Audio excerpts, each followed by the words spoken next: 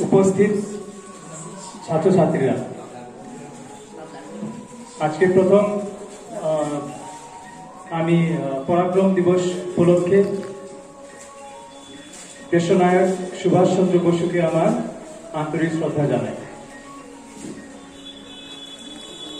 বলা হয় যে অডিয়েন্সের পালস দেখে কথা বলবে, তার জন্য আমি বেশি সময় নিচ্ছি না, কারণ বিশেষ করে আমাদের ছাত্ররা আছে অনেকক্ষণ থেকে অপেক্ষা করছে। তো এখানে কেআরসি ফাউন্ডেশনের একটা বিশেষ উদ্যোগের মাধ্যমে রাইটিং স্কিলের উপরে আজকে এই অনুষ্ঠান হচ্ছে।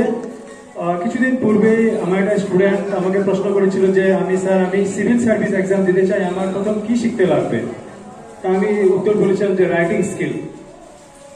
রাইটিং স্কিলটা মানে এটা গুরুত্ব, আমি থ্যাঙ্কস জানাবো কেআরসি ফাউন্ডেশনে, যেটা আমি ভাবছিলাম মনে মনে যে হ্যাঁ এটা খালি শুধু যে কেআরসি করবে তার জন্য আমরা টিচার যারা আছে করবে। তো আমি শুধু একটা জিনিসই বলছি স্টুডেন্টদেরকে, একটা সেন্টেন্স হয়তো লিখে নাও বা মনে রাখো রাইটিং স্কিলের জন্য।